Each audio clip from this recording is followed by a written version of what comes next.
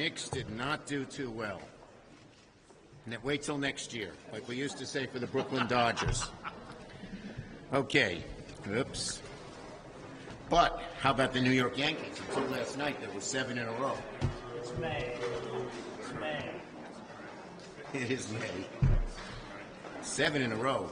They have the best record in baseball except for who? The Philadelphia Phillies. Where's, what's his name? PK. He's a Phillies fan, I guess. Okay. All right. Thank you for coming. Senators Murphy and Cortez Masto, our great senators, have joined us.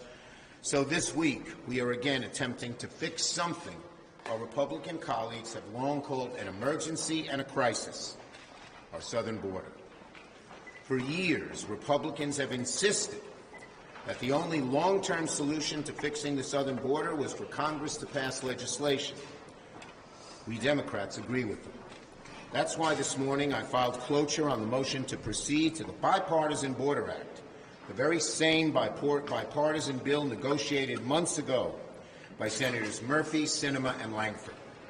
It's the same bipartisan bill that was supported by the National Border Patrol Council, a very conservative group that usually leans Trump. The same bipartisan bill endorsed by the Chamber of Commerce, and even by the very conservative Wall Street Journal editorial page. The same partisan bill that Donald Trump killed, saying, please, blame it on me, please. So blame it on him. Make sure you do. He said so. You're just following his wish. I know you don't have to follow his wishes. That's okay. So we will try to do something, again, our Republican colleagues have long claimed to have desperately wanted, securing our southern border. This Thursday, the Senate will vote on the bipartisan border bill. All those who say we need to act on the border will get a chance to show this week that they're serious about fixing the problem. They'll get a chance to show whether they're just talking points to them or whether they want to improve the status quo. Unlike H.R. 2, and this is a huge and vital distinction, the border bill was written explicitly to win support from both parties, with input from both sides. When H.R. 2 came up in this House, in this Senate, the first time it got no votes at all. And there was no Democratic input, unlike our bill, which had tons of Republican and Democratic input, not only from the 3 negotiators, but from many others. And let's not forget, when this bill was being negotiated, Leader McConnell was also supportive of the effort. He insisted this has to happen as part of the supplemental right before we released our bill. He said, I think this is the ideal time to do it. This is a unique opportunity where divided government has given us an opportunity to get an outcome. As I said, H.R. 2 was not a serious bill, but what we're voting on this week is. It's the same bipartisan bill both sides negotiated for months this winter. Senator Murphy's here, and received bipartisan endorsements across the country. By any objective measure, it's strong, tough, and realistic. This is the same bipartisan border bill Republicans pushed for, then backed away when they got orders from President Trump, made an about-face turn, and then voted no. If our bipartisan border bill was good enough to win support of the union that represents Border Patrol agents, why isn't it good enough for Senate Republicans?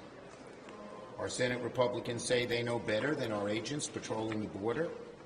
The question is, do Republicans want to improve the situation on the border or not? Maybe they're happy with the way things are. They're happy with chaos. They're happy with trafficking and smuggling. They're happy with fentanyl and the deadly flow of drugs coming through our ports. They're happy with the misery. I hope not.